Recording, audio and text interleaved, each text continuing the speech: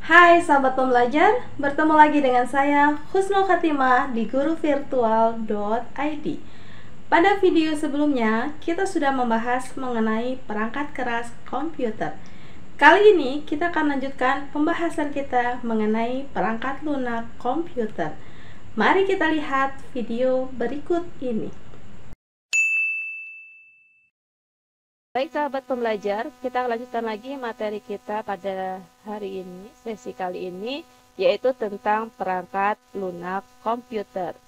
Nah, perangkat lunak komputer itu atau kita kenal dengan istilah software, merupakan serangkaian program yang mengontrol operasi dari suatu sistem komputer.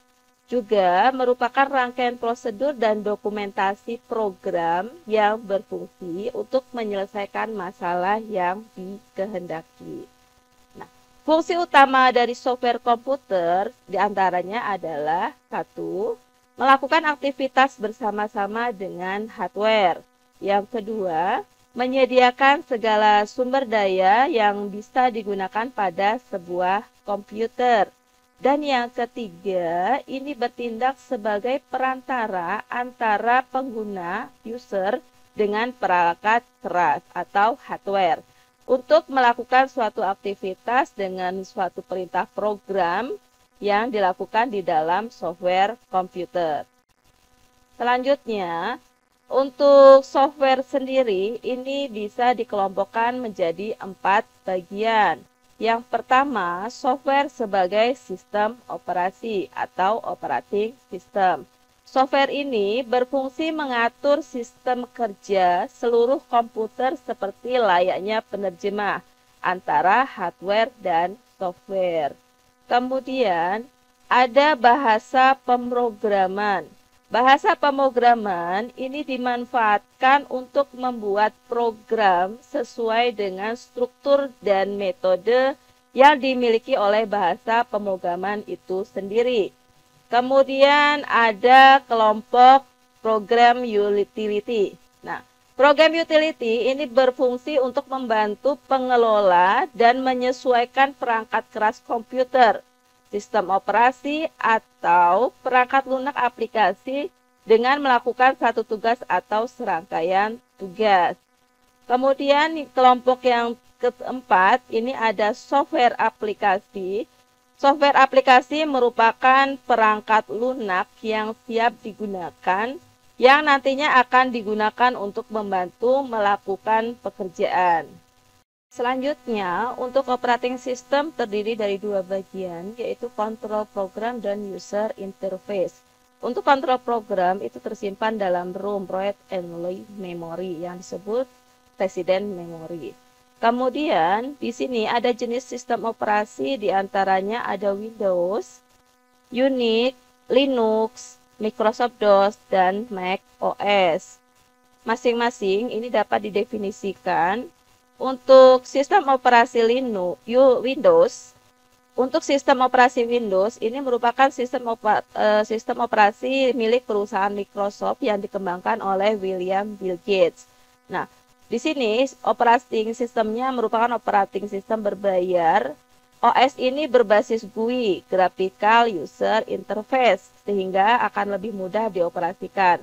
Contohnya ada Windows 7, XP, Windows Vista, Windows 8, dan lain-lain. Selanjutnya, ada sistem operasi Linux. Sistem operasi Linux merupakan sistem operasi yang bebas terbuka, open source.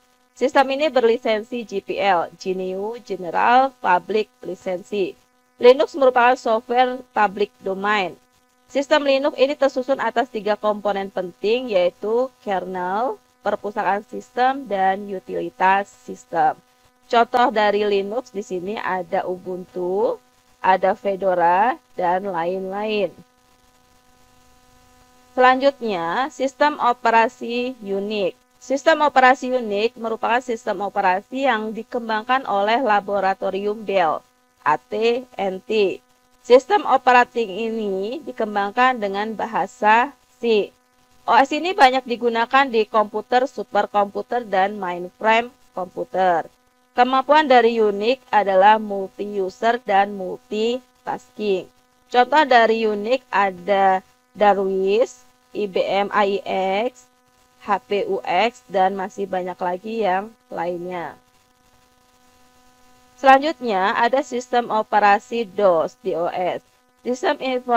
Sistem operasi DOS ini merupakan sistem operasi yang banyak digunakan oleh komputer IBM PC. Komputer ini kompatibel dengan OS Microsoft DOS. Microsoft DOS di-launching pertama kali tahun 1981. OS ini dibuat oleh tim Peterson dari perusahaan SCT ya, sebelum dikembangkan oleh Microsoft. Contoh dari OS ini ada DR-DOS, IBM PC-DOS, Caldera DOS, dan lain-lain. Selanjutnya ada sistem operasi Macintosh atau Mac OS. Sistem operasi ini dibuat khusus untuk komputer Macintosh. OS ini tidak dikompatibel dengan personal komputer yang berbasis IBM. Mac OS pertama kali dikenalkan ke publik sekitar tahun 1984. OS ini dikembangkan oleh Apple Computer. Contoh dari OS ini ada Puma, Mac OS 10, kemudian ada Panther, ada Mac OS X 10.0.0 ya, masih banyak lagi yang lainnya. Selanjutnya, bahasa pemrograman ini dibedakan menjadi 3. Bahasa pemrograman sendiri merupakan perangkat lunak yang digunakan dengan cara merancang atau membuat program sesuai dengan struktur dan metode yang dimiliki oleh bahasa pemrograman itu sendiri. Kelompok tingkatan bahasa pemrograman itu ada bahasa pemrograman tingkat rendah atau low level language, ada bahasa pemrograman tingkat menengah, middle level language, dan ada bahasa pemrograman tingkat tinggi, high level language. Berdasarkan bahasanya, untuk bahasa tingkat rendah ini masih sulit untuk dimengerti karena instruksinya masih menggunakan bahasa mesin. Sedangkan untuk bahasa pemrograman tingkat menengah ini sudah mendekati bahasa sehari-hari, tetapi masih sulit juga untuk dimengerti. Contoh dari bahasa ini adalah bahasa assembler. Kemudian bahasa pemrograman tingkat tinggi ini merupakan bahasa yang lebih terstruktur, dapat dimengerti sebab bahasanya sudah menggunakan bahasa sehari-hari. Contohnya adalah Basic, Pascal, Delphi, Visual Studio, dan masih banyak lagi yang lainnya.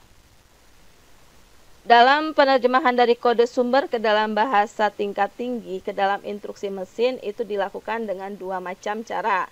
Yang pertama, kompilasi atau compiler, dan 2, interpretasi atau interpreter. Compiler merupakan suatu program yang menerjemahkan bahasa program shortcode ke dalam bahasa objek. Kemudian, untuk interpretasi itu menganalisis dan mengeksekusi setiap baris dari program tanpa melihat program secara keseluruhan. Selanjutnya, untuk kelompok program utility. Program utility merupakan perangkat lunak sistem yang dirancang untuk membantu menganalisa, mengkonfigurasi, mengoptimalkan, dan memelihara komputer. Contoh aplikasi dalam kelompok ini adalah disk deflect, driver, disk clean, partisi disk, dan backup utilitas. Dan masih banyak lagi contoh lainnya. Kemudian, untuk menurut cara perolehannya, software dikelompokkan menjadi beberapa jenis. Ada freeware. Cara ini mudah diperoleh tanpa mengeluarkan biaya. Namun di sini masih memiliki keterbatasan antara hak cipta pengguna. Contohnya di sini adalah Paint, CCleaner. Kemudian ada yang shareware. Ini dapat digunakan tanpa biaya dalam jangka waktu tertentu. Setelah waktunya selesai, pengguna diberi pilihan akan melanjutkan atau tidak menggunakan software ini lagi karena konsekuensinya harus membayar. Kemudian contoh di sini adalah iSpring, WinRAR, dan masih banyak lagi contoh yang lainnya. Kemudian ada proprietary software. Kelompok ini merupakan software yang digunakan jika sudah dibeli, namun ini dibatasi oleh hak cipta. Software ini tidak disertai dengan kode sumber. Kemudian ada open source software. Untuk kelompok ini memberikan kebebasan kepada kita untuk menggunakannya, melakukan perubahan sesuai dengan kebutuhan, dan bisa juga mendistribusikan kembali baik software aslinya maupun yang telah kita rubah. Biasanya software yang bersifat open source menyertakan kode sumber di dalamnya.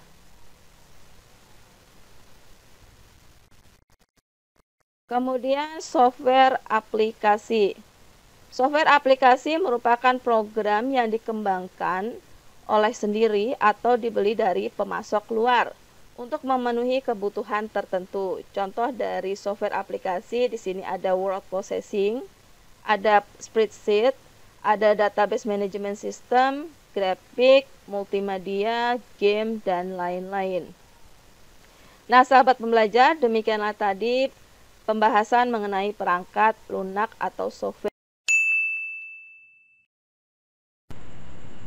Nah, sahabat pembelajar, demikianlah tadi pembahasan kita terkait perangkat lunak komputer. Saya Husnul Khatimah mengucapkan banyak terima kasih atas perhatian Anda semua.